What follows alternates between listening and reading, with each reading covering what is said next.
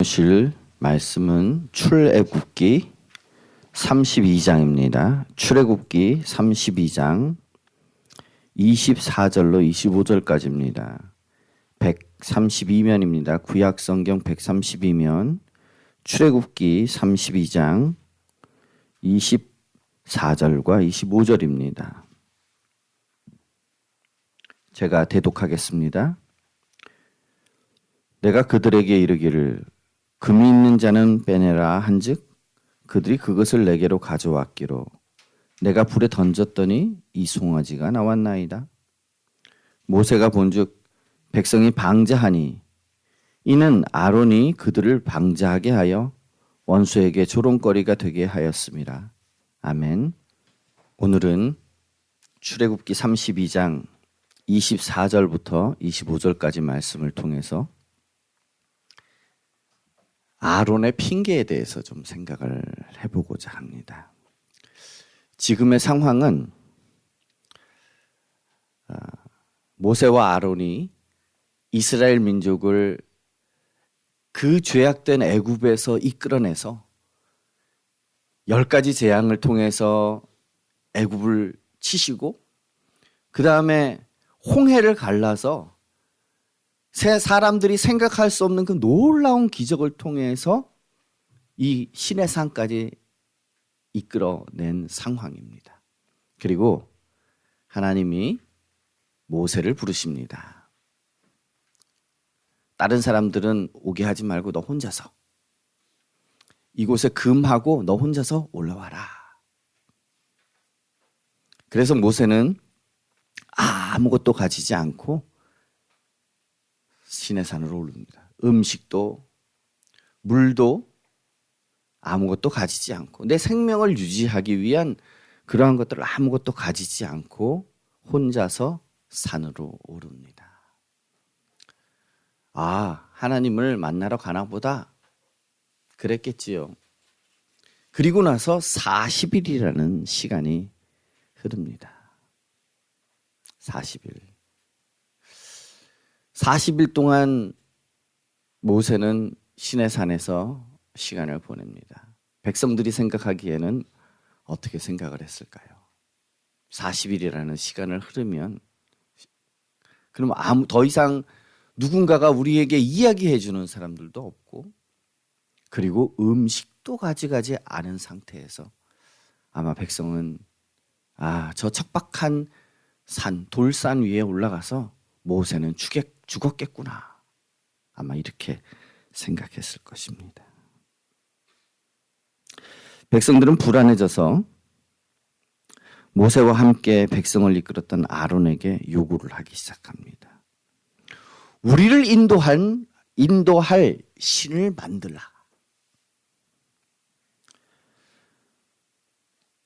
우리를 인도해낸 사람은 어찌 되었는지 알지 못함이라.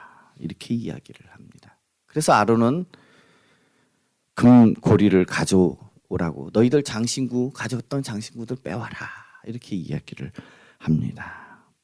그리고는 송아지를 조각해서 우상으로 만들게 됩니다. 그리고 말합니다.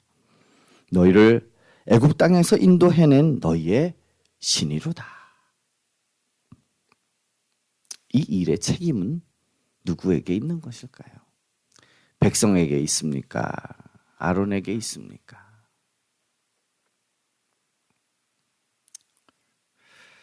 아론의 핑계가 시작됩니다. 24절 말씀을 그대로 읽어보면 내가 그들에게 이르기를 금이 있는 자는 빼내라 한즉 그들이 그것을 내게로 가져왔기로 내가 불에 던졌더니 이 송아지가 나왔나이다. 어떻게 보면 있는 그대로의 사실을 이야기한 것 같습니다.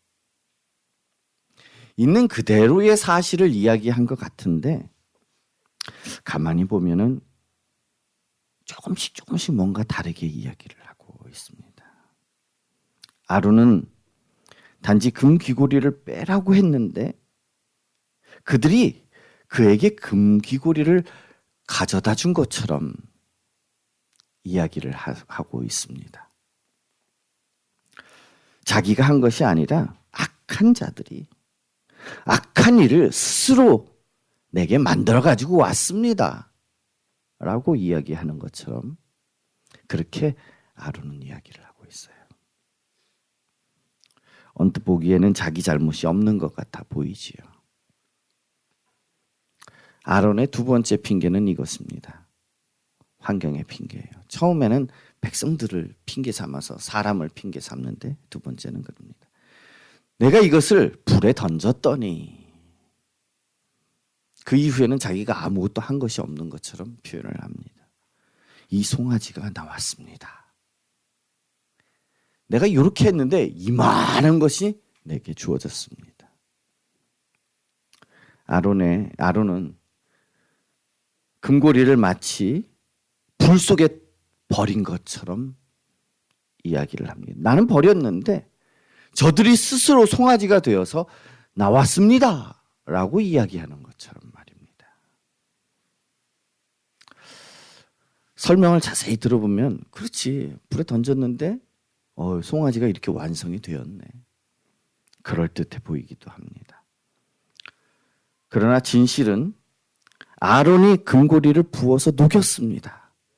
그리고 조각 칼로 송아지를 새겼다라고 되어 있습니다. 금송아지 형상을 만들었던 것이지요.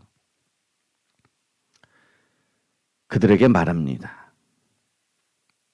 선포했지요. 그리고 너희를 애굽 땅에서 인도해낸 신이로다. 마치 송아지가 하나님인 것처럼 이야기한 것은 누굽니까? 아론이었다라는 거죠. 우리는 아론의 모습을 통해서 인간이 참으로 책임지기 싫어하는 존재라는 것을 알 수가 있습니다. 백성이 잘못한 것은 백성의 잘못이요. 아론이 잘못한 것은 아론의 잘못입니다. 그런데 우리는 이렇게 이야기하기가 쉽습니다. 어쩔 수가 없었어요. 어쩔 수가 없었습니다. 그래서 이렇게 될 수밖에 없습니다. 어떠한 사건에 대해서 사건이 일어날 때 인간의 태도는 일반적으로 그렇습니다. 아론이 이야기한 것처럼 시작은 백성이 한 것이 맞습니다. 그렇지만 그것을 구체적으로 행동으로 옮겼던 것은 아론이었다라는 것입니다. 금을 빼서 가지고 오라 한 것도 아론이요. 금을 녹인 것도 아론이요. 금을 새겨서 황금 송아지를 만든 것도 아론입니다. 거기에 아론은 하나씩 하나씩 마치 자기 잘못이 아닌 것처럼 들었다라는 거죠. 아론은 모든 책임을 백성과 생명이 없는 우상에게 돌리고 있습니다. 마치 자기가 아무것도 하지 않은 것처럼 말입니다. 자기는 말 한마디 한 것뿐인데 백성이 다 가지고 와서 그것이 우상이 되었습니다.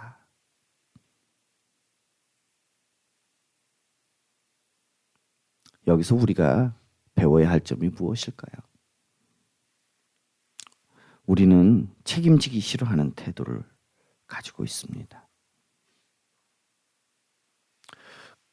외적으로는 있는 그대로로 설명한 것 같아요. 백성이 말한 것도 이야기를 하고 있고 자기가 말한 것도 살짝 거기에 넣었습니다. 그러나 문제의 핵심에서는 싹 빠져버립니다. 자기는 잘못이 없고 백성이 잘못했고 자기는 잘못이 없고 우상이 마치 스스로 걸어나온 것처럼 말입니다. 오늘날도 우리는 하나님의 명령을 많이 거역하지 않습니까?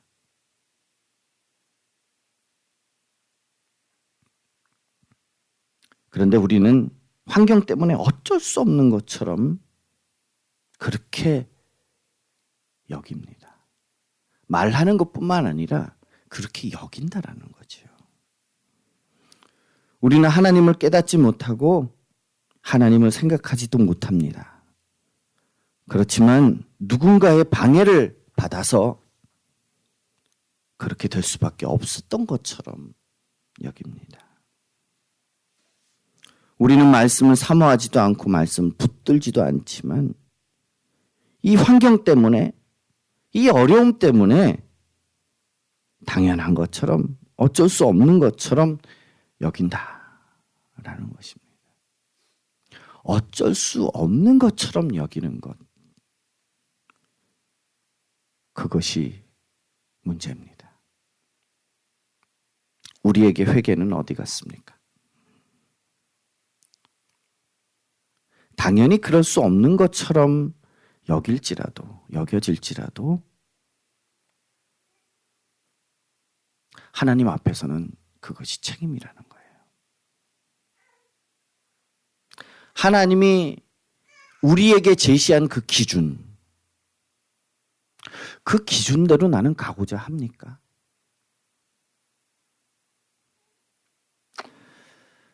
신약에뿐만 아니라 에스겔에서도, 구약에서도 각기 행한 대로 심판하리라. 이 하나님의 말씀이에요.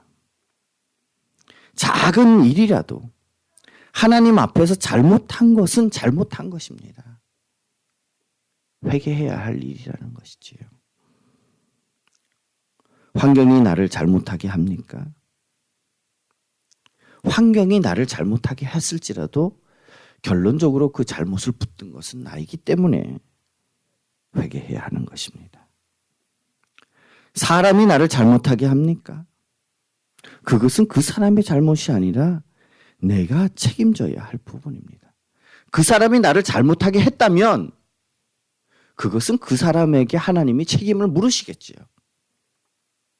그럼 내가 책임져야 할 부분은 무엇입니까? 환경이 나를 잘못하게 하고 사람이 나를 잘못하게 할 때, 그럴 때에 내가 할 것은 무엇입니까? 저 환경, 저 사람입니까? 내가 힘써야 할 것이 그것을 바꾸는 것입니까? 아닙니다. 그것으로 인해서 내가 흔들리고 잘못하고 하는 것, 그것입니다. 그럴 때에 내가 회개하고 더 이상 잘못을 향하여 나가지 않도록 힘쓸 일이라는 것입니다. 아무리 환경이 사람이 나를 부추기더라도 그것은 각자의 몫입니다. 나의 책임이 줄어드는 것이 아니다라는 것입니다. 나는 내게 주어진 책임을 다 해야 하는 것입니다. 교회를 교회로 부른 것은 서로에게 책임을 넘기기 위한 것이 아니라 나의 책임을 더욱 굳건히 보게 하기 위함입니다. 아론은 책임을 백성에게 돌렸습니다. 우상에게 돌렸습니다. 우리는 이것을 보고 나의 책임을 더욱더 명확히 하기를 원합니다. 이제는 핑계하지 맙시다. 하나님 앞에 내가 잘못하는 것이 자꾸 누군가의 이유와 결탁된다면 그것은 하나님 앞에 더 큰 일이라는 것입니다. 오히려 그럴 때일수록 내게 맡겨진 것을 더욱 힘씁시다. 내게 맡겨진 것. 그것이 무엇일까요? 내가 못하고 있는 것은 무엇입니까? 하나님 명령 안에서. 아론이 행동한 결과가 무엇이었을까요? 모세가 본즉 25절에 보면 백성이 방자하니 이는 아론이 그들을 방자하게 하여 원수에게 조롱거리가 되게 하였습니다. 이렇게 행동한 것들을 돌아보지 못함으로 말미암아서 그 결과는 원수에게 조롱거리가 되게 하였다. 교회 안에서 욕할 일이 생겼습니까? 혹은 덕이 되지 않는 일이 생겼습니까? 그것은 왜 그럴까요? 누구 때문이 아니라 나 때문이라는 거예요. 내가 하나님이 세워준 나에 대한 각자에게 세워준 기준을 남에게 떠넘기고 있었기 때문에, 그리고 거기에 흔들려서 내가 잘못을 하고 있기 때문이다 라는 것입니다. 나의 책임을 회피하게 되면 원수에게 하나님의, 여기서 원수는 내 원수가 아니라 하나님의 원수를 이야기합니다. 믿음을 갖지 못하게 만드는 그 원수를 이야기합니다. 그리고 내 안에도 그런 것들이 솟아요. 그거 봐, 안 되잖아. 하나님의 능력은 얼마나 큰데, 예수 그리스도께서 십자가에 죽으시고 다시 부활하신 그 능력은 모든 것을 바꿀 만한 능력이 있는데 비웃음거리가 되게끔 하는 것입니다. 하나님께서 가장 싫어하는 것 중에 하나는 휘둘림입니다. 아무리 환경이, 사람이, 마귀가 나를 미혹할지라도 하나님이 내게 주신 그 기준을 따라서 내 마음을 지켜야 하는 것이 우리의 의무입니다.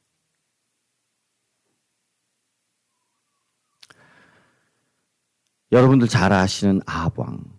아합 왕은 남북 모든 왕들을 통틀어서 가장 악한 왕으로 여겨지는 것이 아합입니다. 그가 악한 이유가 뭐라고 성경에 기록되어 있습니까?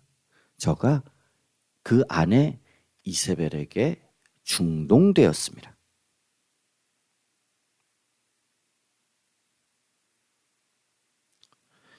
이세벨에게 휘둘림으로 말미암아서 백성을 우상 숭배하게 만들었습니다.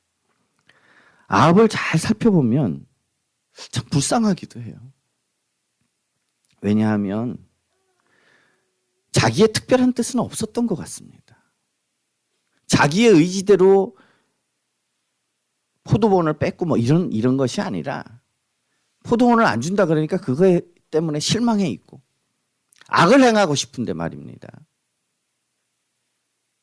근데 악을 담대하게 행할 용기도 없었어요. 아합은. 그리고 선지자가 꾸짖으니까 그것이 또 두려워서 금식하면서 베옷을 입고 회개를 합니다. 어떻게 보면 참 연약한 사람이었구나. 자기 의지대로 악을 행한 것도 없어요. 보면 이세벨에게 충동되어서 주로 이세벨이 이렇게 하자 충동하는 대로 끌려갔다라는 거죠.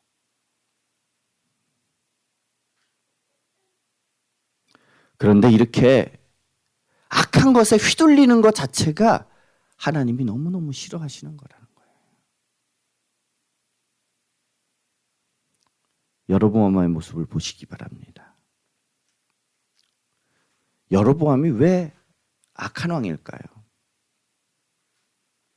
여로보암이 제일 잘못한 것 중에 하나가 온 이스라엘이 평생 동안 우상을 섬기게 만들었습니다. 베델과 단, 그 이스라엘의 양쪽 끝에다가 양쪽 끝에 산당에 송아지 우상을 만들어 놓고 사람들에게 그것을 섬기도록 만들었습니다. 왜? 백성들을 두려워해서 말입니다. 다시 말하면 백성들에게 휘둘린 거죠. 나를 떠날까 봐.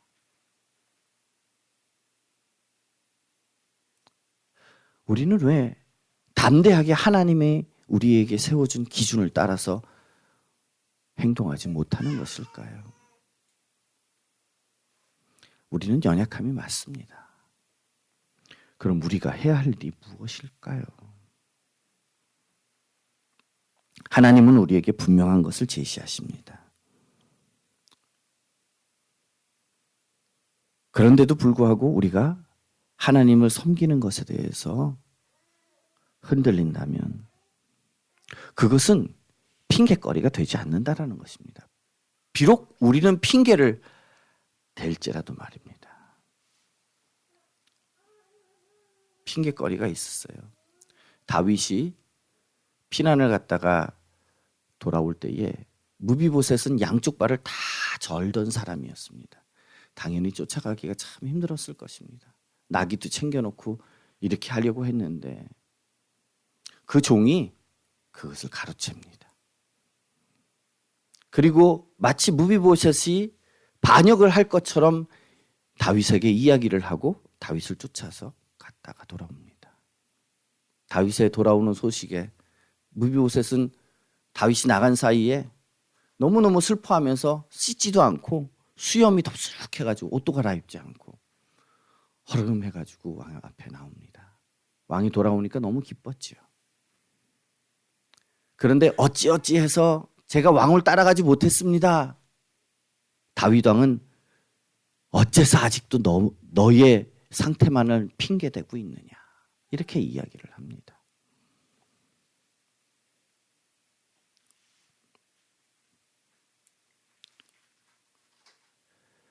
요한복음은 이야기합니다. 내가 와서 그들에게 말하지 아니하였더라면 죄가 없었으려니와 지금은 그 죄를 핑계할 수 없느니라. 하나님은 말씀을 통해서 우리에게 다 말씀하셨어요. 아마 저와 함께 공부하고 말씀을 계속 읽어나가는 사람들은 하나님의 뜻을 분명히 알 수 있으리라고 보여집니다. 내가 무엇을 어떻게 해야 할지 알 것이라고 생각됩니다. 그러기에 교회 안에서 직분도 맡겨지고 함께 동역하는 것 아니겠습니까? 그래서 우리는 직분을 맡고 가르치는 위치에 있고 사람들을 이끄는 위치에 있으면 더욱더 책임이 막중해집니다. 백성이 죄를 지은 것도 악한 것이었지만 아론이 백성의 말에 휘둘려서 악을 행한 것은 더욱더 악한 일이 되어버렸습니다. 왜? 그것은 이끄는 자이기 때문입니다. 예수님도 말씀하시죠. 너희가 선생 되려고 하지 말아라. 왜냐하면 더 큰 책임이 주어지기 때문입니다.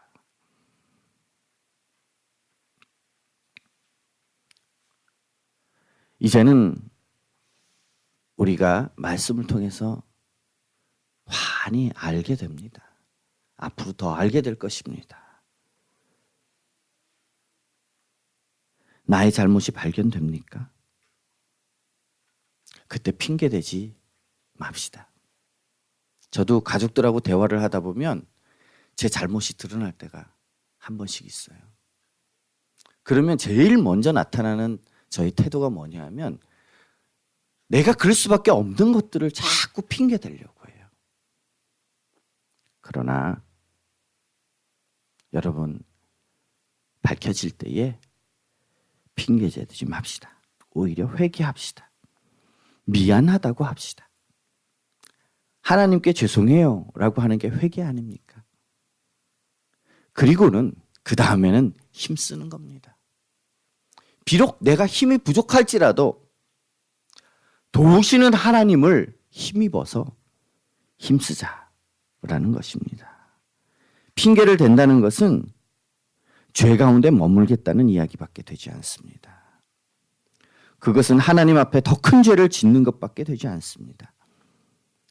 내 힘이 약하기 때문에 더 예수 그리스도가 필요한 것입니다. 만약에 제가 내 스스로가 환경도 이겨나가고 사람들의 그런 미혹과 유혹에 있어서 잘 견뎌나간다면 예수 그리스도가 무엇이 필요하겠습니까?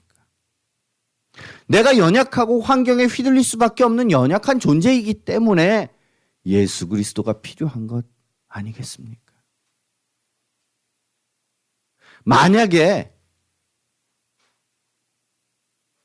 내가 핑계댈 수밖에 없고 예수 그리스도가 필요하지 않다면 우리의 믿음은 어디에 있는 것입니까? 그러므로 우리는 하나님께 도움을 구합시다. 내가 할 수 있는 최선을 다하지만 하나님께 도움을 구합시다. 그것이 내가 힘쓰는 것이 될 수 있다고 여기지 마시고 내가 연약하지만 최선을 다하고 그리고 하나님께 도움을 구하는 것입니다. 하나님께서는 나를 분명히 도우실 것입니다. 성경에 나오는 내용들은 이렇습니다. 나를 고치실 것이라 합니다. 나의 죄를 깨끗게 하실 것이다 라고 합니다. 그러므로 우리는 주님께서 약속하신 것을 따라서 은혜를 덧입어야 할 것입니다. 예수님의 십자가의 능력은 나를 완전하게 변화시킬 능력이 있다 라는 것을 우리는 바라보아야 하는 것입니다. 성령님의 도우심은 나를 구체적으로 변화시키실 안내자라는 것을 우리는 고백해야 하는 것입니다. 그러므로 우리의 눈이 더 이상 아론처럼 환경이나 사람을 바라보지 않고 오직 언약 가운데 우리를 변화시키시고 우리를 완성해 나가실 주님을 바라보는 은혜가 우리의 매 걸음마다 넘치기를 축원합니다. 그래서 핑계가 아닌 승리가 우리의 믿음을 주장하기를 축원합니다. 기도하겠습니다. 하나님 은혜를 감사합니다. 오늘도 주님께서 언약하신 약속하신 그 능력을 따라서 핑계치 않고 열심을 다하는 우리가 되게 하옵소서. 감사하며 예수 그리스도 이름으로 기도드리옵나이다. 아멘.